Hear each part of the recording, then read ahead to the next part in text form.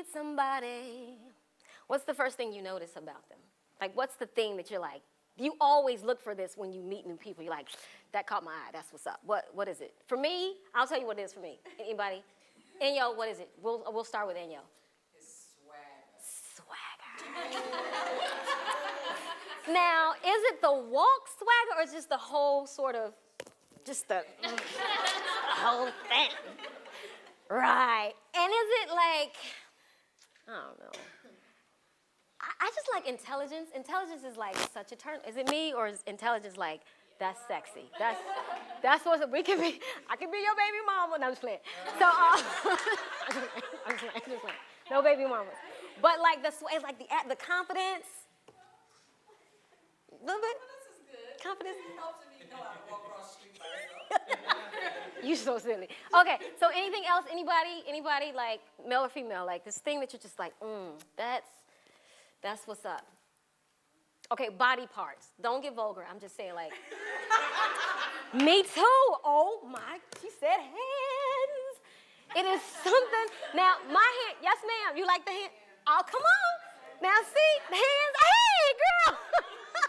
It is, yes, hands. What about hands? You just, for me personally, okay, my hands are always cold, which is like the worst thing ever. But long, strong, like nicely, like not chewed on fingernails, that's a wrap, that's nasty. Long fingers, they're clean, they're solid. You know, like and then when cause for me, it's like if you touch me and I don't like the way you touch me,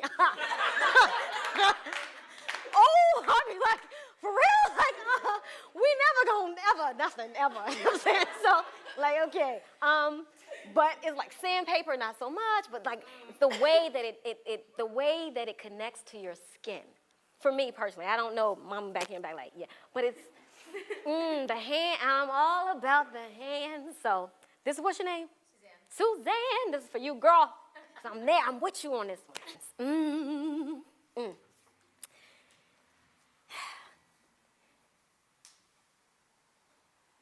His hands.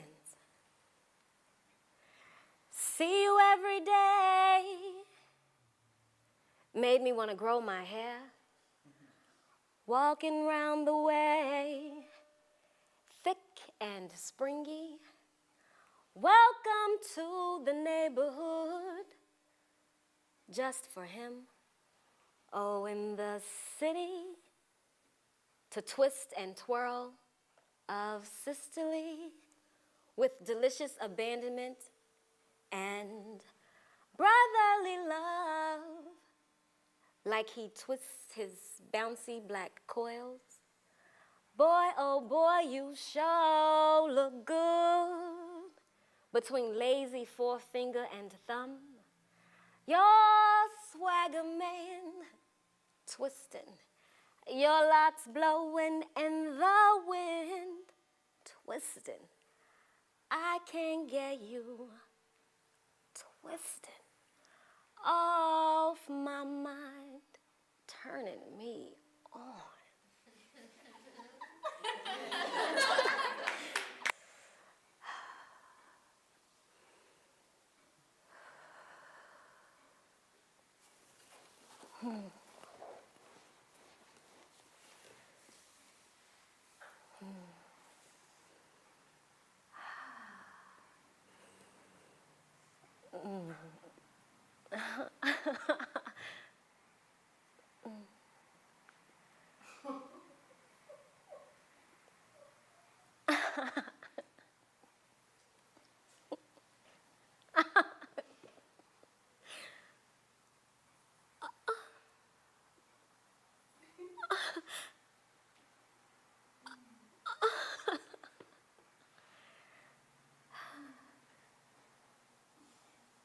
Legs wide as a thick-lipped smile. Handheld mirror steady in your grasp. My shaking fingers raise the fleshy protective hood to take a peek at the epicenter of my ecstasy. First and finally. Putting a face on the seductive culprit of, oh my God. Naked and unashamed with you, somehow know that this moment is rare and special.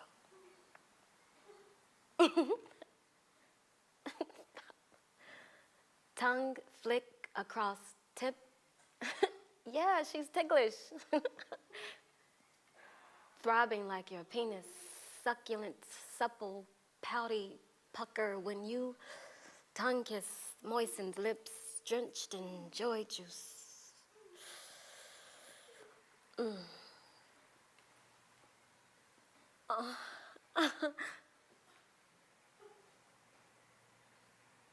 Mango,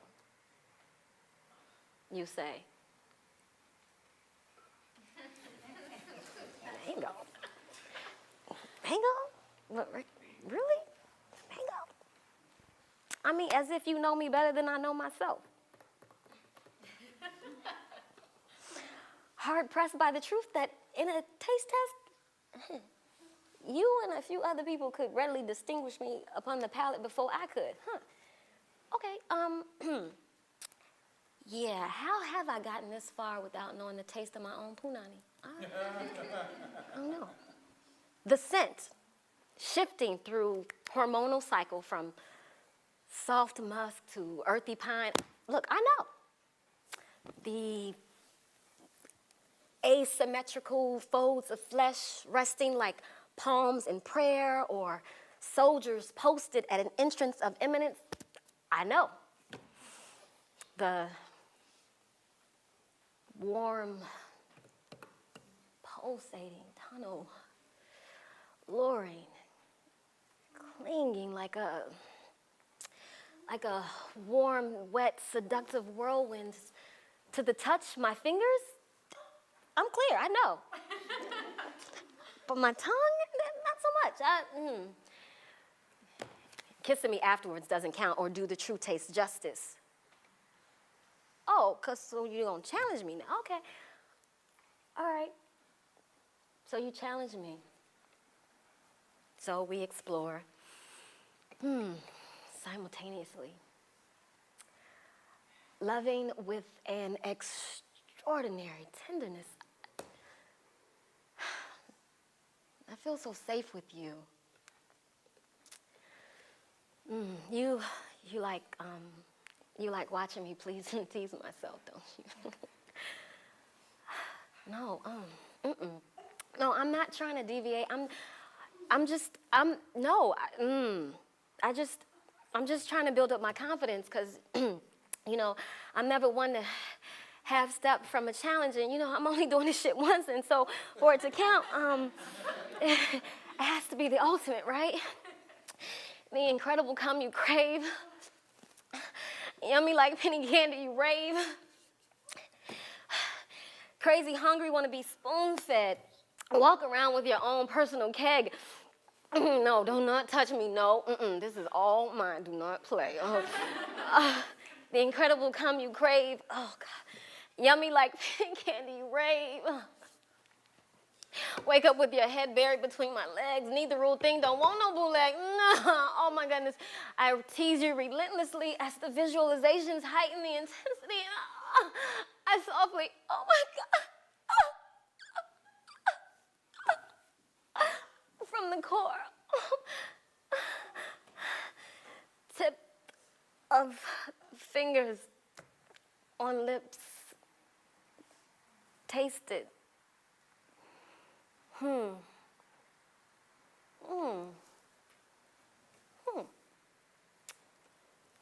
Watermelon. Alrighty. Oh, God. You got me skipping in the sunshine. You've got me flying through the clouds. I'm sailing on this ocean of love, peace, and joy. You've got you've got me, yeah, open to so many possibilities. Was it good for you? No, I'm kidding. All right, ready? Oh, yes.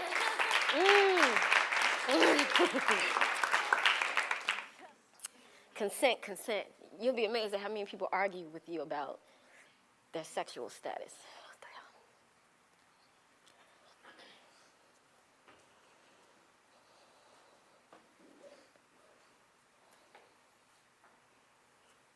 hell? Okay, so there's a word that I use in this. It's called man tones. It was coined by Pearl Cleage. Does anybody know who Pearl Cleage is? She's a writer, activist, and she wrote a book called Deals with the Devil and Other Reasons to Riot.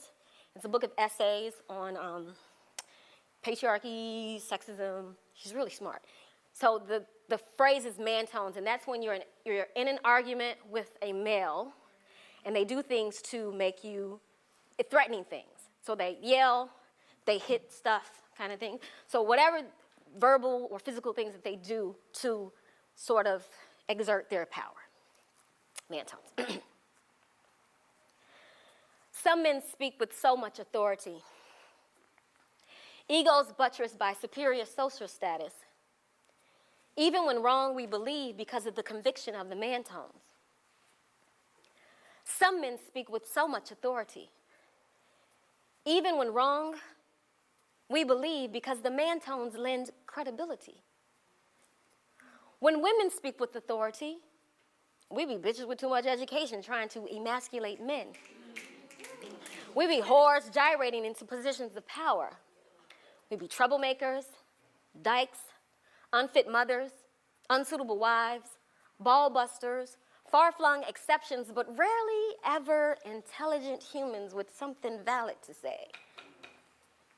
In the struggle for liberation, many women occupy the front lines and are supported in our efforts to dismantle racism.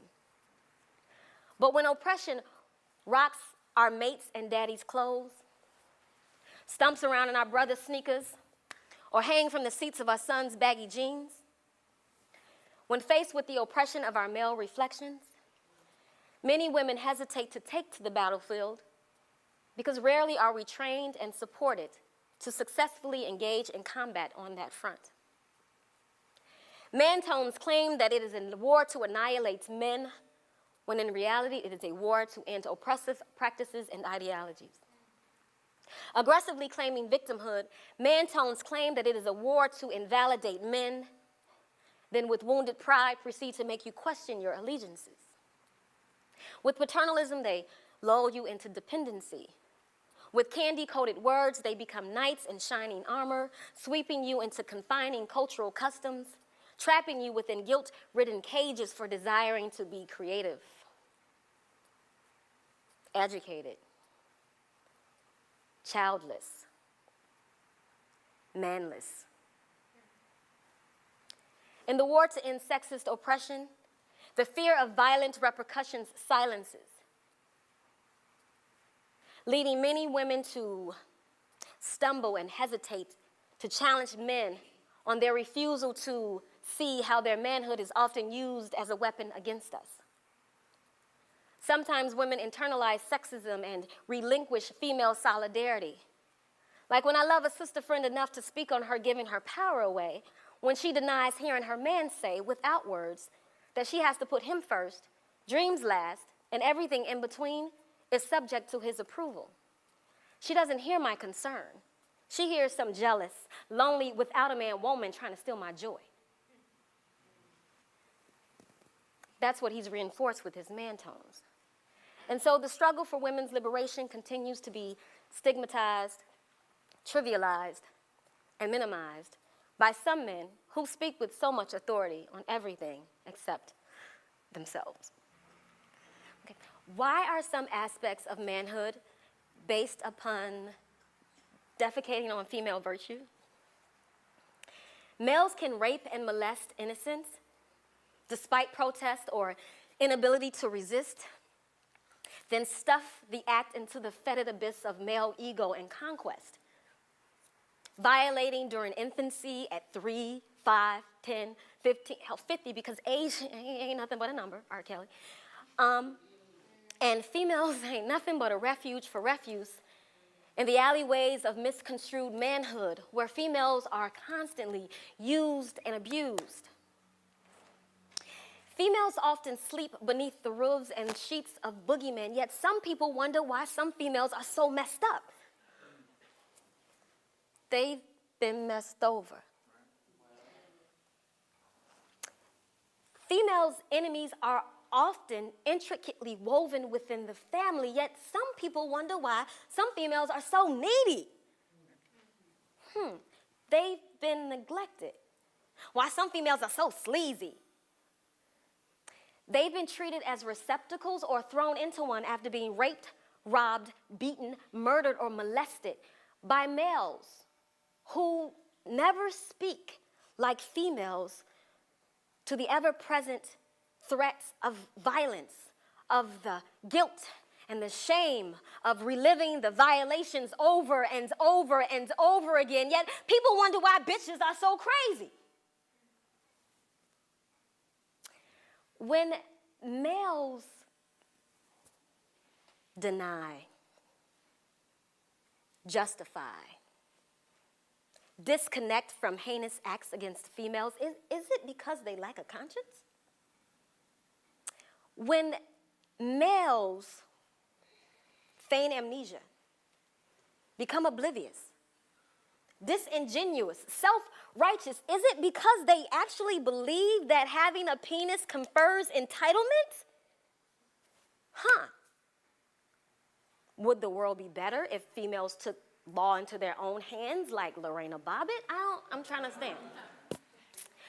Until males redefine manhood, females know that they live under the constant threat of being physically, verbally, emotionally, violently, subtly, cunningly driven out of their minds and bodies, which instinctively makes some females suspicious, aggressive, defensive against males who continue to disconnect these female truths from the dehumanizing aspects of manhood.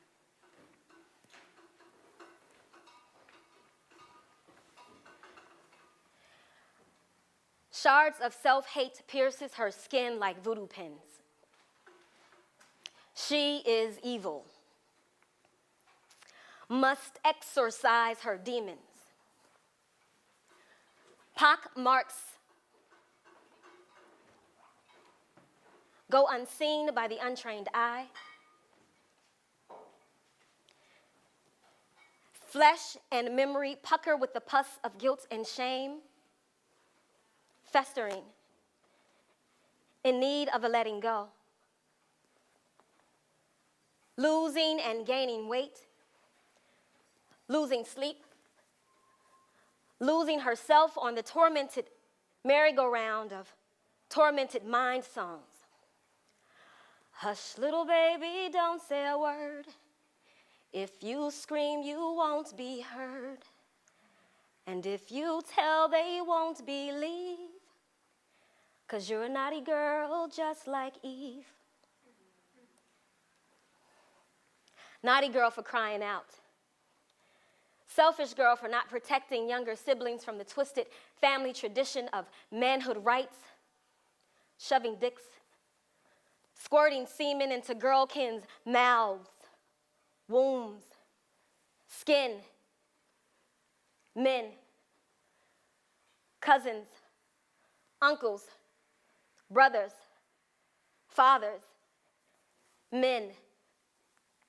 Initiators of soul-crushing girlhood rites of passages, innocence into filth, a lifetime of self-destructive guilt. So when her natural sex urge comes down, palms pressed against flesh and pelvis, and the human need for loving affection and correction, palms pressed against flesh and pelvis, is ravished through alienation, palms pressed against flesh and pelvis.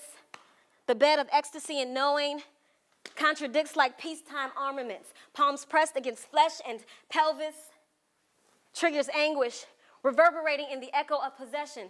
Palms pressed against flesh and pelvis, whose is it? Palms pressed against flesh and pelvis, whose is it? Daddies. Palms pressed against flesh and pelvis, whose is it? Cousins. Palms pressed against flesh and pelvis, whose is it? Cousins. Palms pressed against flesh and pelvis, whose is it? Whose is it? Whose is it?